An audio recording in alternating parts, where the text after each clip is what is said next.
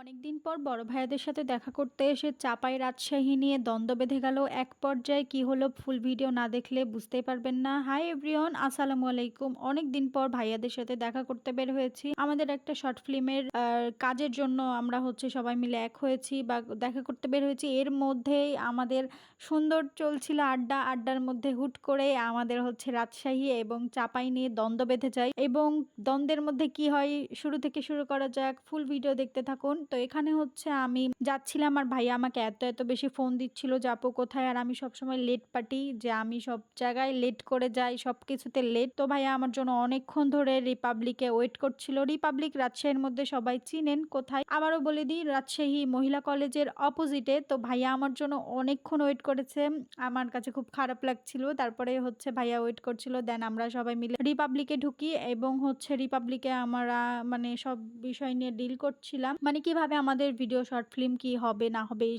বিষয়। নতুন কিছু দেখতে হলে আমার পেজে অবশ্যই ফলো করে রাখবেন। আমরা নতুন কিছু ধামাকা নিয়ে আসছি গাইজ, আর আপনাদের জন্য আমরা এত বেশি কষ্ট করছি, এবং নতুন কিছু ধামাকা আসতে চলেছে। আমার পেজে চোখ রাখুন, সুন্দর সুন্দর কিছু ধামাকা আসছে। তো এই জন্যই আমরা সবাই মিলে ডিল করছিলাম এই বিষয় নিয়ে। আমি তো খুবই বেশি এক্সাইটেড, আমি খুব বেশি খুশি যে আমার লাইফটা আমি সুন্দরভাবে কমপ্লিমেন্ট নিয়ে এগোতে চাই।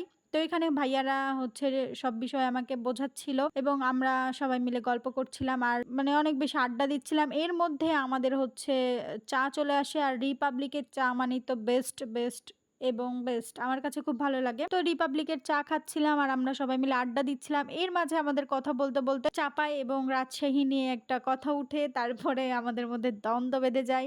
আর মধ্যে মধ্যের ভাইয়াটা আমাদের মানে দুই ভাইয়াকে সলভ করার চেষ্টা করছিল, আর দুইজন মিলে কি পরিমাণ যে ঝগড়া করছিল গাইজ, মানে কি বলবো, বলার বাইরে।